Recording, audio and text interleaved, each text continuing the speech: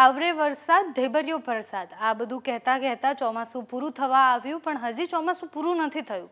જેવો વરસાદ જોઈતો તો એવો વરસાદ હજુ સુધી ખેડૂતોને જે ઈચ્છા હતી, અપેક્ષા હતી કે અંતમાં જેવો પણ પડે પણ સરસ પડીને જાય, અમારો જે પાક છે એ પાક સારો થઈ જાય, એવી બધી ઈચ્છાઓ સાથે ખેડૂતો હતા। પણ છેલ્લે વરસાદે દગો દીધો એવું કહી શકાય, કારણ કે ઓગસ્ટમાં વરસાદ ન પડ્યો।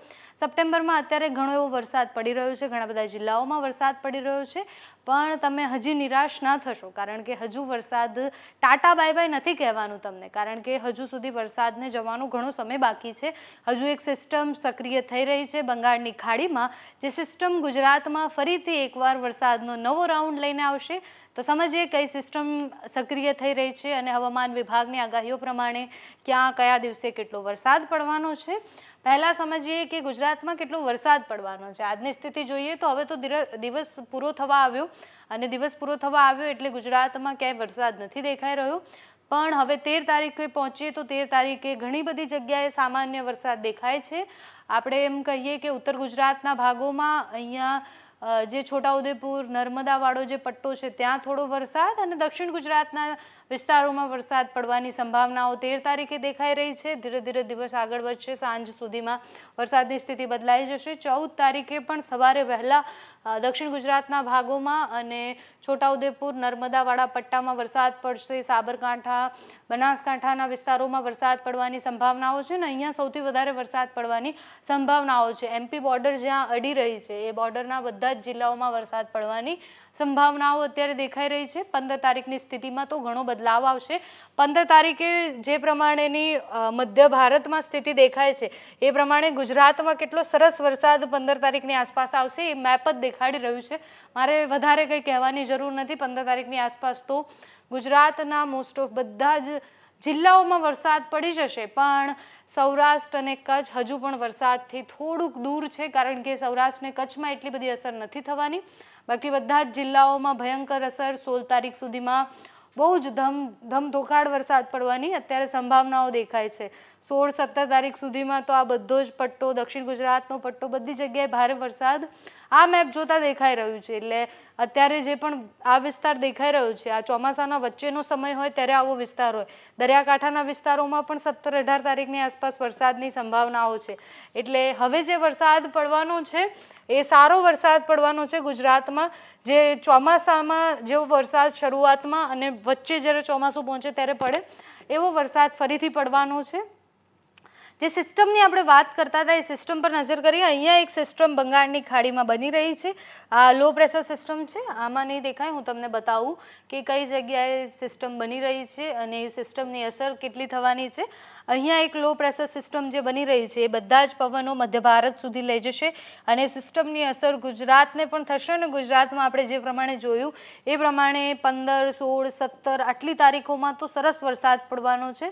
14 તારીખ, 15 તારીખ સુધીમાં એ સિસ્ટમ રિકવર થવાની કોશિશ કરશે, અને જે 14, 15, 16 તારીખ જ્યારે સિસ્ટમની જે સક્રિયતા છે અહીંયાથી પૂરી થઈ અને એના બધા જ પવનો મધ્ય ભારત સુધી પહોંચશે ત્યારે તેની અસર શરૂ થશે। આનો રિકવરી પીરિયડ કહેવાય, જે લો પ્રેશર સિસ્ટમનો હોય એ લો પ્રેશર સિસ્ટમના રિકવરી પીરિયડમાં અહીંયા બધી જ જગ્યાએ અસર થવાની। ગુજરાતમાં પણ સરસ વરસાદ પડવાનો છે, અને જેમ જેમ દિવસ આગળ વધશે એવી લો પ્રેશર સિસ્ટમો હજુ પણ 2-3 બનવાની છે। હજુ તો હવામાન નિષ્ણાંતોનું એવું માનવું છે કે ઘણા બધા જિલ્લાઓમાં ઓક્ટોબર સુધી પણ વરસાદ પડવાની સંભાવનાઓ છે। અત્યારે પવનની ગતિ અને એ બધું જોઈએ તો ખબર પડે કે અહીંયા સૌથી વધારે પવનની ગતિ છે, બધા જ પવનો એ પોતાની તરફ ખેંચી રહ્યું છે, અને આ લો પ્રેશર સિસ્ટમની અસર ગુજરાતમાં થવાની છે, એ પાક્કું થઈ ગયું છે। હવે વાત કરીએ હવામાન વિભાગની અને તેની આગાહીની।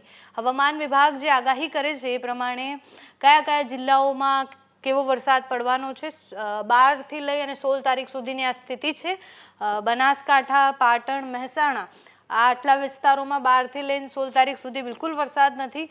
સાબરકાંઠામાં 16 તારીખે સામાન્ય વરસાદ પડવાની સંભાવનાઓ છે। ગાંધીનગરમાં પણ ક્યાંય વરસાદ નથી 16 તારીખ સુધીમાં। અરવલ્લીમાં 16 તારીખ સુધીમાં મતલબ 16 તારીખે જ વરસાદ છે, બાકી ક્યાંય જ વરસાદ નથી। ખેડા, અમદાવાદ, આણંદમાં પણ ક્યાંય વરસાદ નહીં 16 તારીખ સુધીમાં। 14-15 તારીખે બરોડામાં વરસાદની સંભાવનાઓ। પંચમહાલમાં 16 તારીખે દાહોદમાં પણ એ સ્થિતિ, મહીસાગરમાં પણ એ સ્થિતિ. છોટાઉદેપુરમાં સ્થિતિ અલગ છે. છોટાઉદેપુરમાં 14, 15 અને 16 આ 3 દિવસ વરસાદ પડવાની સંભાવનાઓ છે. નર્મદામાં પણ 14, 15 અને 16 વરસાદ પડવાની સંભાવનાઓ. ભરૂચમાં પણ 14, 15, 16. 13 તારીખથી સુરતમાં સારો વરસાદ પડવાનો, એટલે અહીંયા જો સામાન્ય છૂટો છવાયો વરસાદ પડે છે તો એની સ્થિતિ બદલાઈ શકે છે. જેમ મેપમાં આપણે જોયું એ પ્રમાણે જેમ જેમ દિવસ આગળ વધશે એમ સ્થિતિ બદલાતી રહેશે અને વરસાદની તીવ્રતા પણ વધતી રહેશે. સુરતમાં આજે વરસાદ નથી, પણ હવે કાલથી વરસાદ પડવાની શરૂઆત થશે. ડાંગમાં પણ એ સ્થિતિ 5 દિવસ સારો વરસાદ, છૂટો છવાયો સામાન્ય વરસાદ રહેશે, પણ થંડરસ્ટોર્મ એક્ટિવિટી પણ થશે અમુક વિસ્તારોમાં. વલસાડ, તાપી, દાદરાનગર હવેલી, દમણ આ બધા જ વિસ્તારોમાં સરસ વરસાદ 5 દિવસમાં. સુરેન્દ્રનગર, રાજકોટ, જામનગર, પોરબંદર, જૂનાગઢ, અમરેલી, ભાવનગર, દેવભૂમિ દ્વારકા, ગીર સોમનાથ, બોટાદ અને કચ્છ, જે પ્રમાણે આપણે વાત કરીએ એ પ્રમાણે આ કોઈ જ જિલ્લાઓમાં અત્યારે વરસાદની સંભાવનાઓ નથી દેખાતી અને એવું કહી શકાય કે વરસાદની નહિવત સંભાવનાઓ છે આ બધા જ જિલ્લાઓમાં. એટલે જે પ્રમાણે સેટેલાઇટ મેપ બતાવે છે અને જે પ્રમાણે હવામાન વિભાગ પણ કહી રહ્યું છે એ પ્રમાણે તો આ કોઈ જ જિલ્લાઓમાં અત્યારે વરસાદની સંભાવનાઓ આટલા દિવસમાં ક્યાંય જ નથી દેખાઈ રહી. એટલે આ બધા જ જિલ્લાઓએ હજુ પણ વરસાદની રાહ જોવાની છે અને જે પણ લો પ્રેશર સિસ્ટમ બનવાની છે એ સિસ્ટમની અસર દક્ષિણ ગુજરાતના ભાગોથી લઈ અને ઉત્તર ગુજરાતના અમુક વિસ્તારોમાં વરસાદ પડવાનો છે, પણ કચ્છ અને સૌરાષ્ટ્રમાં ક્યાંય અત્યારે 5 દિવસ સુધી વરસાદ નથી દેખાઈ રહ્યો. હવે આગામી 5 દિવસ પછી શું સ્થિતિ થાય છે એ પણ જોવાની રહી. સપ્ટેમ્બર તો પૂરો થવા આવશે હમણાં, એટલે જેમ જેમ સપ્ટેમ્બર આગળ વધશે એમ વરસાદની સ્થિતિ બદલાઈ જશે. અને જો હવામાન નિષ્ણાંત એવું કહે છે કે ઓક્ટોબર મહિના સુધી વરસાદ આવવાનો છે તો એ નુકસાનકારક પણ કહેવાય એ વરસાદ. એટલે જોઈએ છે કે કેટલા દિવસ હજી વરસાદ પડશે, લો પ્રેશરની સિસ્ટમ રિકવર થતાં કેટલો દિવસ લાગશે અને રિકવરી સમયમાં કેટલો વરસાદ પડશે એ પણ જોવાનું છે. હવામાન વિભાગ શું કહી રહ્યું છે એ સાંભળીએ આપણે. आगे आने वाले 5 दिनों में जो फोरकास्ट है गुजरात रीजन पे वो आइसोलेटेड है और सौराष्ट्र और कच्छ रीजन वो ड्राई रहेगा. जो गुजरात रीजन है वो आने वाले 5 दिनों पे जो आइसोलेटेड है वो मेनली जो डिस्ट्रिक्ट मतलब जो छिटपुट बारिश होगी वो डिस्ट्रिक्ट है आपके वलसाड़, नवसारी, डांग, तापी, सूरत.